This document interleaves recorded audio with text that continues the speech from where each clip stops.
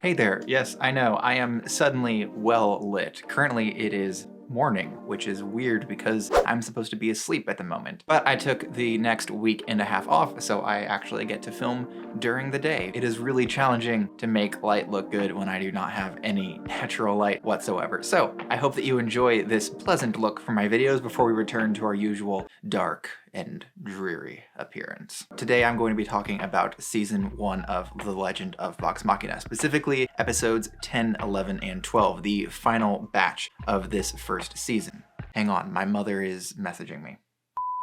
Okay, now I can go ahead and get started once I find my review note. Alright, so The Legend of Vox Machina, episodes 10, 11, and 12, the final batch of the 4 batches we are getting for season 1. This, I think, is the strongest batch that we have gotten. Spoilers for what my rating is going to be for all 3 of these episodes, but these were some amazing episodes, and honestly, I really don't have any complaints, and I know that I have complained and been critical throughout this, so while I love Critical Role, I have also been critical.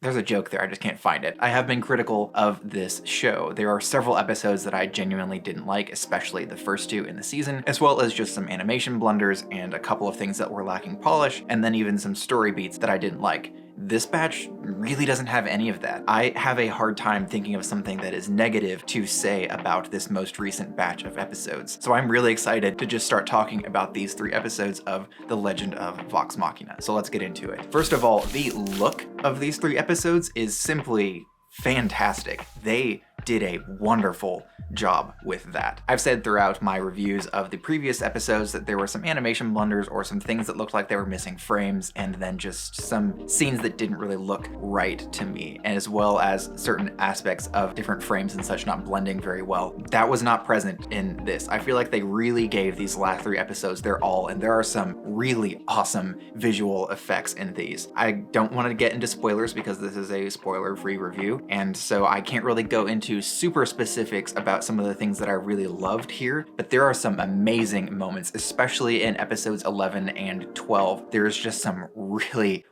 cool art in those episodes. I especially enjoyed the sets, and I think that we got more sets throughout these episodes than we have in previous ones. There were all sorts of different locations that they went to in these last 3 episodes, and all of the sets looked awesome. Especially the set for the, boss battle was just awesome. These were some gorgeous episodes in terms of just the animation and the art, the effects, lighting, everything was just gorgeous. They did a wonderful job with these 3 episodes, and if I have any complaints, they are so incredibly minor that I can't think of them off the top of my head, and I didn't write them down in my notes. I think that there were a couple of scenes that I was like, yeah, that looked a little bit weird, but nothing that jumped out and was jarring to me like some of the things that I've mentioned in the past. These were hands down just my hands are up. These were amazing episodes, visually speaking. They were just beautiful. And now let's talk about the writing. Again, I have mentioned in past reviews that sometimes the writing just didn't sit well with me. There would be some lines that I didn't really like, or in particular, there was, I think it was episode 9, where there was a character moment that really didn't feel earned to me. But most of the time, the writing has been pretty strong throughout this series. However, this particular set of episodes, the writing was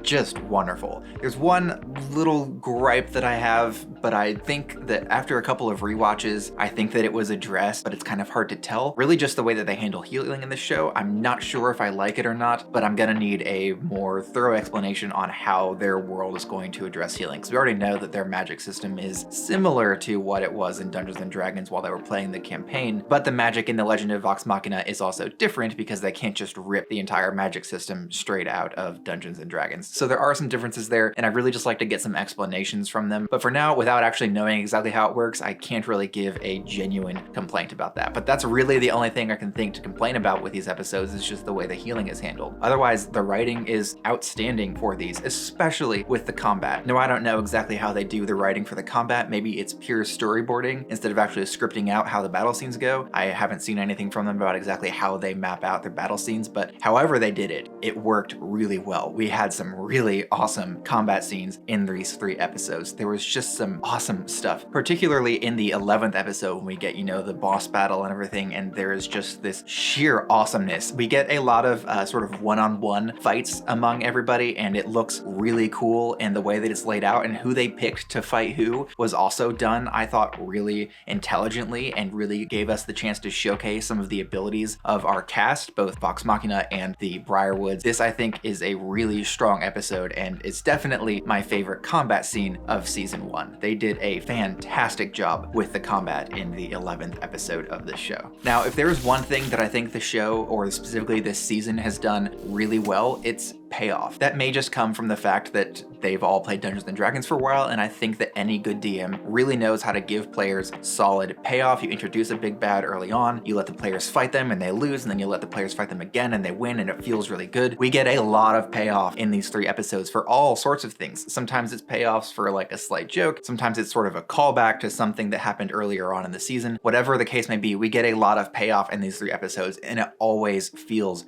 great. I think that this is something that the show absolutely nails, is just giving us payoff for what we've been through throughout this entire season. They did a really good job with that. There are so many really cool moments, and if you go back through and watch the entire season over again, seeing how it all led up to that is really cool.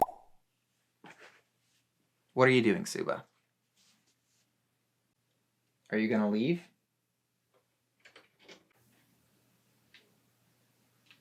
Okay. Okay, but now let's talk about something that I have really ragged on throughout this, and that's the humor of the show. The humor of The Legend of Vox Machina was really hit or miss for me for a good while, and especially tended to lean on the miss side of that. I'd say that at most, maybe 25... Bunch of snow just fell.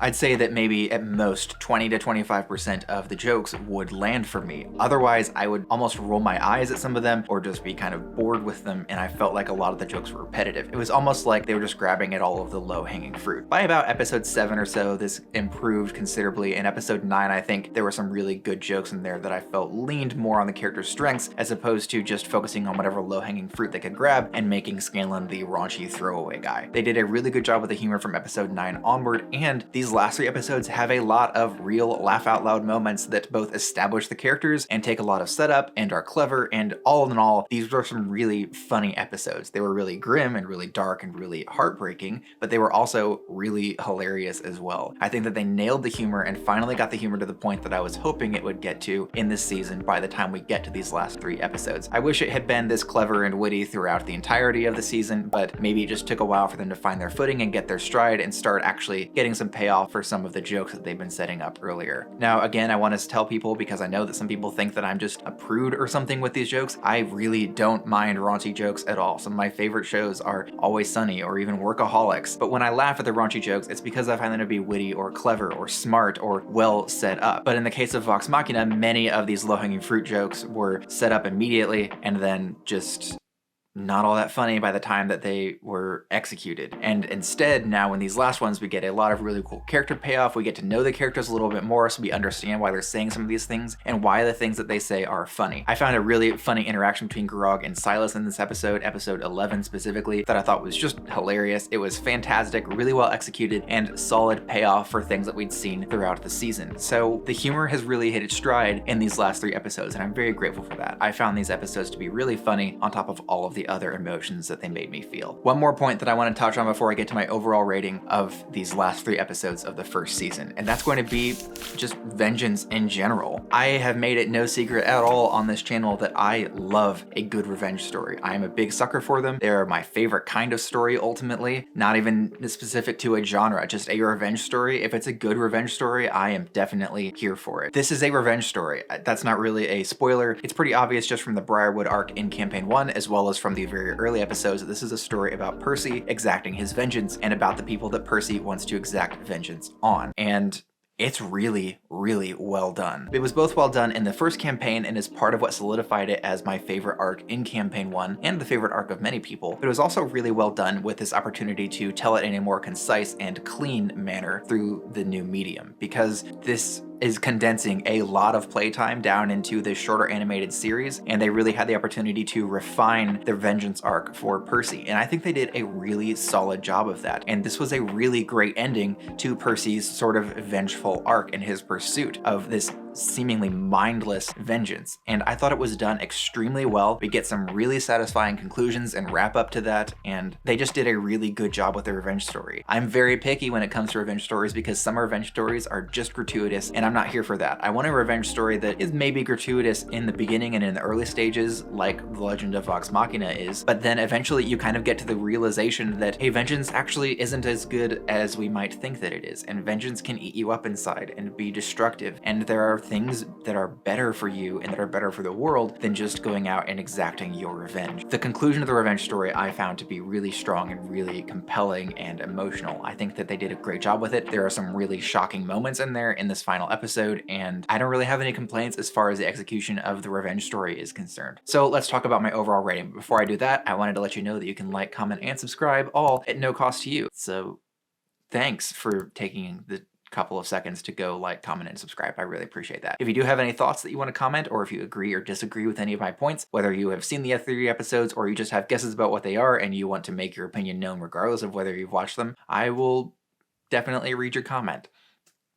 So what do you have to lose? Your dignity? This is the internet. No one here has any dignity. Look at me. Okay, now let's get to my overall rating for these 3 episodes. I don't think that I really need to tantalize anybody with my overall rating. These were some incredible episodes. This is my favorite batch, and I don't really have a lot of complaints here. In my opinion, these 3 episodes were, I mean, if they were shy of perfect, I missed whatever it was that made them less than perfect. There may be a couple of scenes that could have been tweaked if I'm super nitpicky, but ultimately all 3 of these episodes deserve 5 stars in my opinion. These were all 5-star episodes, especially the 12th one. Now, I think that Scanbo episode 7 is still gonna be my favorite episode of the entire season, but only for pure fun. Critically speaking, I believe that episode 12 is going to be my favorite of the season, because I think that just in terms of all the characters and the character development and the conclusion of the arc and the way everything was wrapped up, this was a really strong ending, and I have the least amount of complaints and negativity toward the 12th episode as opposed to everything else. It was a really emotional and powerful episode, so I really liked the finale, and I mean, I don't have anything truly negative to say about these 3 episodes. I think they did a really good job wrapping up this season, and I am so excited for the next season. Now, this is not the last Vox Machina video I'm going to make. I have 2 more that I have planned. One of those is going to be a spoiler-free review of the entire season, where I kind of reflect back on the season as a whole and consider all of that, and then give the entire season a final star rating. So I hope you'll check that out next Monday. And then next Wednesday, I'm going to be posting my first spoiler-filled Vox Machina talk, where I'm going to be both praising and critiquing the show and talking about all the things that I couldn't talk about in these spoiler-free reviews. That way, those of you who have watched the show can finally get to some of the things I've been alluding to but haven't been able to directly talk about. I have several things that I want to talk about, like what I had issues with in episode 9, because I know a lot of people really didn't like the fact that I didn't like episode 9. Sorry.